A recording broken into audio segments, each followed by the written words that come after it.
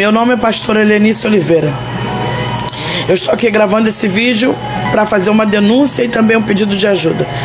Eu gostaria que você assistisse até o final e que marcasse as emissoras de TVs, os repórteres, os advogados, juízes. Eu preciso que esse vídeo chegue às autoridades competentes para que possam me apoiar. Eu não sei como agir. A pastora Helenice Oliveira foi convidada para uma campanha de oração em outro país, mas o que parecia ser um convite para uma obra missionária se tornou, na verdade, um inferno em sua vida. É sobre isso que nós vamos conversar neste vídeo. Fique até o final e você vai ver a própria pastora Helenice Oliveira contando tudo o que aconteceu. De acordo com o relato da própria pastora Helenice Oliveira, ela recebeu um convite de uma irmã. Pastora, venha fazer uma campanha de oração aqui em minha casa, venha me abençoar com sua presença, Deus vai falar forte, vai bradar forte em nosso coração. Chegando lá, meu amigo, não foi nada disso. Na verdade, quem convidou ela não foi o próprio Deus e não foi uma mulher de Deus, foi o próprio capeta que convidou ela. Porque quando ela chegou no lugar, tudo mudou e ela viu que era apenas uma cilada, um laço, meu amigo, um laço do inimigo. Ela passou por maus bocados. Ela foi feita de empregada não remunerada. Se eu falar a palavra aqui, o YouTube pode cortar o vídeo. Pois bem, o que é que eu quero conversar com vocês a respeito disso? Daqui a pouco você vai ver ela contando toda a história. Eu gostaria que você assistisse até o final. Mas o que eu quero falar com vocês é o seguinte: esse negócio de campanha, eu já não gosto de campanha. Eu já não gosto de campanha. Eu não vou em campanha, não faço campanha, não me convide para campanha, porque eu não vou, não gosto e não acredito em campanhas. Campanha, pelo que eu vejo, a leitura que eu faço, é uma atitude desesperada de quem já pediu e não viu acontecer e resolveu fazer uma campanha como alternativa, já que Deus está demorando, por algum motivo Deus não está realizando o seu pedido. Ela então resolve chamar um homem de Deus, uma mulher de Deus, para fazer uma campanha, porque assim, com a campanha, Deus então atenderá mais rápido o pedido. Isso é uma campanha, é assim que eu vejo. Por isso eu não concordo, não acredito e não faço e não participo. Mas o que eu quero lembrar com vocês aqui é de um relato bíblico que está em Mateus capítulo 8, versículo 5 até o versículo 13, algo muito interessante, curioso e uma lição de fé verdadeira. Jesus está em Cafarnaum e chega um centurião, cara poderoso, e diz assim: Senhor, o meu servo está quase morrendo, preciso de sua ajuda. Eu gostaria que você assistisse até o final. Me ajude. E Jesus disse: eu vou lá curar ele. O centurião diz assim: não, Senhor, não sou digno que entreis em minha morada, mas diz uma palavra e ele será curado. E Jesus diz assim: rapaz, nem em Israel eu encontrei tamanha fé. Veja o que o centurião disse: não sou digno que entreis em minha morada, mas diz uma palavra. Isso é fé. Você não precisa de campanha. Você não precisa convidar ninguém para fazer campanha. Você não precisa fazer campanha. Simplesmente a fé, a confiança de que Deus, aonde você estiver, pode fazer um milagre conforme a vontade dele. Não sou digno que entreis em minha morada, diz uma palavra. E Jesus disse: pois bem, ele está curado. E o relato diz que o homem, no mesmo momento, foi curado. Não precisou campanha, não precisou pagar nenhum carnê, não precisou de nada, simplesmente a fé. Então, não convide ninguém para campanhas. Se você faz campanha, se você é um desses irmãos, até sinceros, que de fato servem a Cristo, mas ainda usa o método de campanha, meu amigo, isso não é fé, isso é incredulidade. Fé é dizer: faz a sua vontade. Eu nem sou digno de nada de bom que o Senhor faça. Eu não sou digno que entreis em minha morada, mas diz uma palavra. Basta uma palavra. Isso é fé. Porque foi justamente através do poder de sua palavra que todas as coisas foram feitas. Basta uma palavra. A sua palavra e a minha não tem poder. Ao contrário do que alguns pensam, as nossas palavras têm poder. Não tem poder nenhum.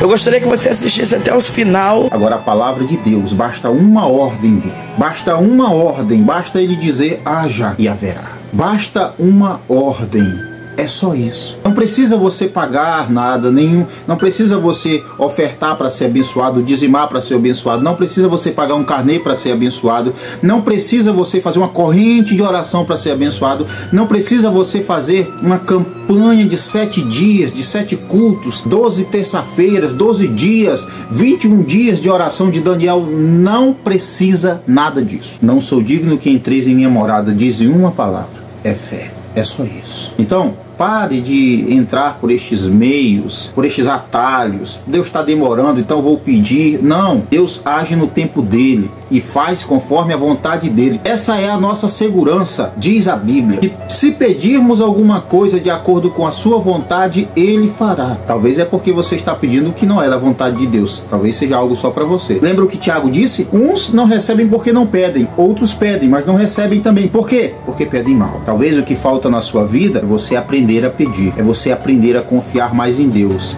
é você aprender de fato se colocar debaixo da vontade de Deus e dizer: Senhor, eu quero muito isso aqui, eu quero muito mesmo, mas faz a sua vontade. Isso é fé, isso é confiar em Deus, nos planos dele para a nossa vida. Agora fique com o relato da irmã e comenta qual a sua opinião. Meu nome é pastor Helenice Oliveira. Eu estou aqui gravando esse vídeo para fazer uma denúncia e também um pedido de ajuda. Eu gostaria que você assistisse até o final e que marcasse as emissoras de TVs, os repórteres, os advogados, juízes. Eu preciso que esse vídeo chegue às autoridades competentes para que possam me apoiar. Eu não sei como agir. No dia 16 de novembro, eu embarquei para Bermuda a convite de uma irmã chamada Karina, que me procurou pelas redes sociais. Ela me fez o convite de ir para Bermuda, ministrar em 2 ou 3 igrejas, e de lá a gente iria para os Estados Unidos. E ali eu iria ministrar em mais igrejas. Ela estava precisando de uma campanha de oração na casa dela. E como nós conversávamos quase 4, 5 meses, eu aceitei o convite e fui. No dia 16 de novembro, na minha embarcação, eu estava atrasada. Como eu estava atrasada, eu esqueci minhas medicações de hipertensão, diabetes e de coração. Quando eu cheguei em Bermuda, a primeira coisa que eu falei para ela foi isso: Karina, na pressa de embarcar, eu esqueci minhas medicações. E aí ela, no dia seguinte, nós tiramos foto ali no aeroporto. Ela tirou foto comigo e me levou para casa, me colocou num quarto com suíte. No dia seguinte ela falou: vamos procurar o teu remédio. Eu tinha levado a minha receita. Quando chegou na farmácia, a farmácia não aceitou por ser uma receita brasileira. Então ela me levou na casa do advogado dela, que ele tinha problema de coração. Eu tinha medicação na minha bolsinha de bagzinha para mais ou menos 5 dias. Ela arrumou para mim 9 comprimidos de pressão alta. E aí ela me levou para casa dela, me levou no mercado, a gente fez as compras, que ela falou: você pode cozinhar? Eu falei: posso, sem problema, eu gosto de cozinhar. Ela falou: não, porque eu preciso de ajuda, né? Eu falei: tudo bem, eu posso te ajudar. E ela foi comigo, fomos no mercado, compramos tudo, e eu, a pedido dela, comecei a fazer comida para ela. Sendo que o esposo dela não estava em casa. Eles tinham brigado, ele tinha saído de casa. No dia seguinte a gente foi atrás dele e ela conseguiu convencer ele de voltar para casa. Ela me obrigou a chegar no escritório dela, do esposo dela, mesmo sem falar inglês, e sinalizar que o filho estava lá embaixo, porque ela queria que ele retornasse para casa. E assim eu fiz, porque no meu pensamento eu estava unindo uma família. E quando chegamos em casa, ela falou para mim fazer a comida e servir ele na bandeja. Ela falou: vai para agradar ele. Eu fui e falei: tudo bem. Aí servi ele na bandeja. E eu percebi então que eu estava fazendo a comida e eles estavam todo mundo comendo, e eles não colocavam nunca o lugar na mesa para mim sentar. Eu comecei a desconfiar de que ela havia inventado alguma história para o marido. Eu era a única e ela que falávamos português naquela casa. O esposo não fala português. E aí eu falei com ela no dia seguinte, porque ela veio reclamar de eu acordar tarde. Eu falei: mas você sabe que eu acordo tarde porque eu fico de madrugada atendendo as pessoas. E aí ela falou: não, mas aqui você vai precisar acordar às 7 da manhã, porque o Geralt está reclamando. O Geralt era o marido. E eu falei: mas por que ele está reclamando se eu vim aqui como pastora evangélica? Ela disse: porque eu falei para ele que você veio para servir o Nick. Aí eu falei: mas por que você disse? Para ele aceitar a tua vinda e tal. Eu falei para você, não, você me fez o convite de vir para pregar em 2, 3 igrejas, e você disse para mim que todas as despesas, tanto passagem de ida e volta, todas as minhas despesas aqui seriam por tua conta. Inclusive você falou para mim que era me trazer pouca roupa, porque aqui você compraria tudo, para mim não trazer peso na viagem. Ela falou: eu sei que todas as despesas serão por minha conta. Eu falei: mas já marcou com as igrejas para me pregar? Porque eu vim para isso, eu vou fazer a campanha na tua casa e vou pregar. Ela falou: não, ainda não marquei, mas eu vou marcar. E aí eu falei para ela: Karina, eu vim para isso. Aí ela falou, pode cozinhar. Eu comecei a fazer a comida, sendo que eu não estava fazendo só almoço, eu estava fazendo almoço, janta, lavando todas as louças, e ela começou a pedir cada vez mais coisas. Vários pratos para fazer, várias sobremesas. Ela falava para mim levar água no quarto para o filho, ela falava para mim fazer mingau para ela, tudo servindo na mão. E todas as vezes que servia o almoço, a janta, ela não colocava lugar na mesa para mim sentar. Eu comecei então me senti constrangida. E aí eu comecei a perceber que ela mentiu para o marido dizendo que eu ia lá para ser empregada. No dia 25 de novembro, ela tinha uma audiência. E antes disso, ela tinha me levado na casa do advogado para arrumar medicação para mim. Sendo que ela arrumou só 9 comprimidos. Como eu estava passando por toda aquela tensão, eu estava tomando vários comprimidos por dia para controlar minha pressão. Durou só uns 3 dias de medicação. Então eu cheguei para ela e falei, Karina, eu preciso que tu compre as minhas medicações. Num dia que ela estava num bar à noite, que ela tinha me levado, que ela não deixava eu ficar em casa sozinha. O marido já desligava o Wi-Fi à noite para me obrigar a trabalhar de manhã cedo. E para mim não ter acesso à noite para conversar com ninguém. Quando ela me levou nesse bar, eu achei um ambiente propício, já que ela estava tão tranquila, de falar da medicação. Eu falei, Karina, só tem um remédio para 2 dias. Se você não comprar minha medicação, eu preciso que tu me mande então de retorno para o Brasil, porque eu não posso ficar aqui em Bermuda sem medicação. E aí ela falou para mim que iria arrumar no dia seguinte. O advogado que ela traduziu para ele o que eu estava falando, ela traduziu para mim e disse que ele me chamou de golpista, de que eu havia esquecido a minha medicação, de que eu falei para ela que tinha esquecido e que eu estava mentindo, de que eu deixei minha medicação de propósito no Brasil para ir só passear. Eu falei, eu não vim passear. Eu acho que está tendo um equívoco. Eu não vim passear, eu vim aqui porque você me convidou para me pegar em 2, 3 igrejas e fazer uma campanha na sua casa. Só que realmente, na correria, eu esqueci de trazer minhas medicações. E aí ela falou, então como você vai comigo para os Estados Unidos? Eu falei, eu vou se você arrumar para minha medicação. Se você arrumar a medicação, eu fico contigo aqui e vou contigo para os Estados Unidos. Aí ela falou, tá bom, amanhã a gente resolve. No dia 25 de novembro, passear. Eu acho que está tendo um equívoco. Eu não vim passear, eu vim aqui porque você me convidou para me pegar em 2, 3 igrejas e fazer uma campanha na sua casa. Só que realmente, na correria, eu esqueci de trazer minhas medicações. E aí ela falou, então como você vai comigo para os Estados Unidos? Eu falei, eu vou se você arrumar para minha medicação. Se você arrumar a medicação, eu fico contigo aqui e vou contigo para os Estados Unidos. Aí ela falou, tá bom, amanhã a gente resolve. No dia 25 de novembro, era dia da audiência dela. E ela foi comigo, ela mandava me arrumar e sair com ela. Na rua eu ficava sem Wi-Fi. E aí ela foi... Depois da audiência, fomos todo mundo lanchar numa lanchonete. Ela chamou os filhos e ela fez questão de falar pra mim assim, olha, eu comprei lanche pra vocês 4 iguais. Eu falei, tudo bem. Aí ela falou, vamos registrar esse momento. Mandou tirar fotos de todo mundo. E eu percebi que no meio de tudo isso, ela tirou foto com todo mundo junto, menos eu. Eu fui a única pessoa que não postei nenhuma foto daquele dia. E aí eu comecei a sentir que eu estava passando por preconceito racial.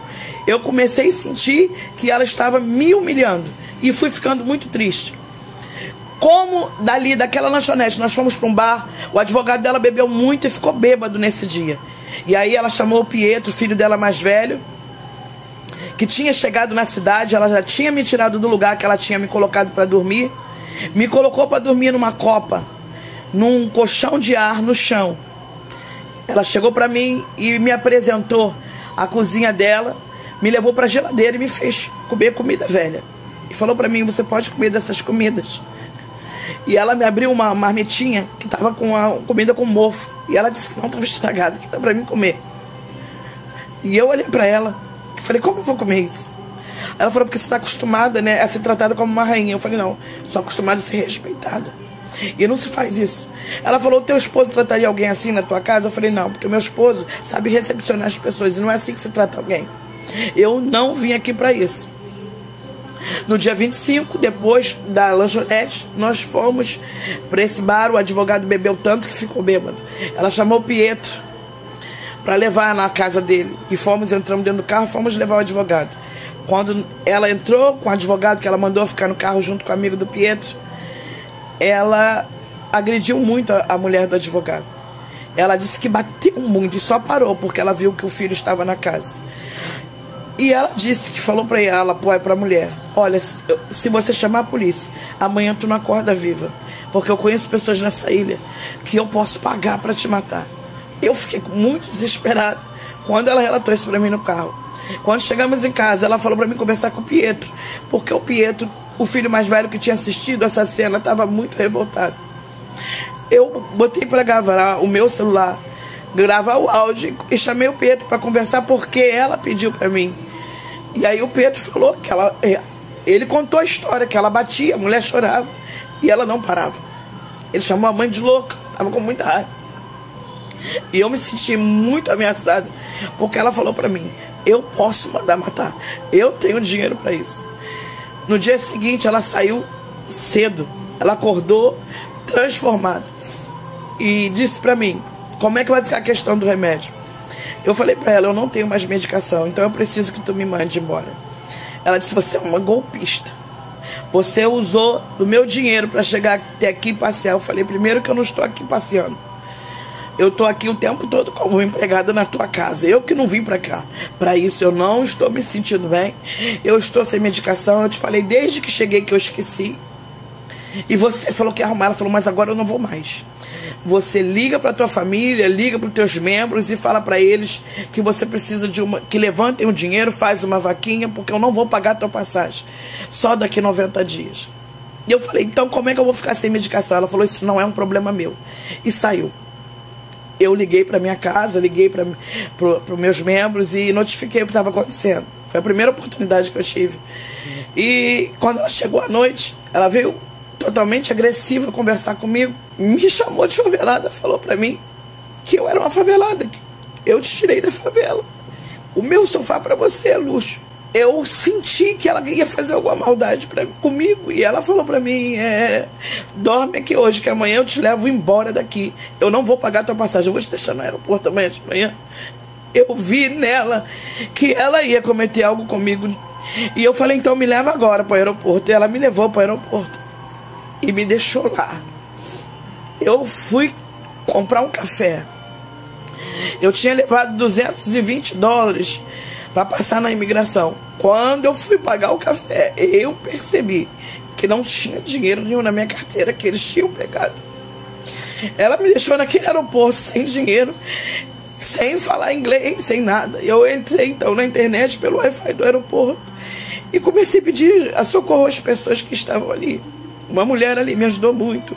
Chamaram a polícia e essa mulher pagou para minha hospedagem num hotel e eu dormi aquela noite. No dia seguinte a polícia me pegou naquele lugar e eu dei meu depoimento naquele lugar. E aí eles conseguiram organizar para que eu retornasse ao Brasil. Sem dinheiro, muito humilhada, porque eu ali fui escravizada. Eu ali sofri pressões psicológicas muito grandes. Eu ali fui obrigada a trabalhar, acordar às 7 da manhã e dormir à 1 da manhã, sem descansar, sem nada, fazendo só as coisas que todos ali mandavam. E eu não tinha sido convidada para ir para lá, para isso.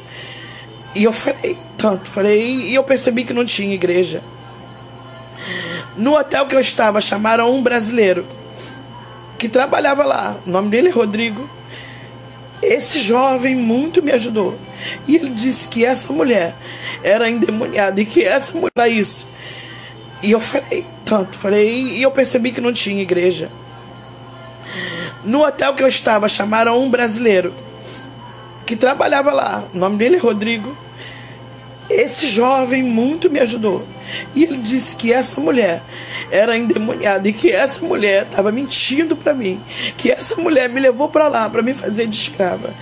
Eu não tinha ainda parado para pensar que fosse isso.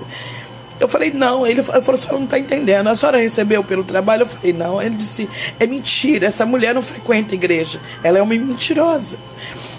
E aí me levaram para o setor de imigração e entraram em contato com o consulado e então conseguiram me trazer de volta para o Brasil. mas eu estou aqui porque eu preciso denunciar essa mulher, porque eu descobri que essa mulher já cometeu vários crimes.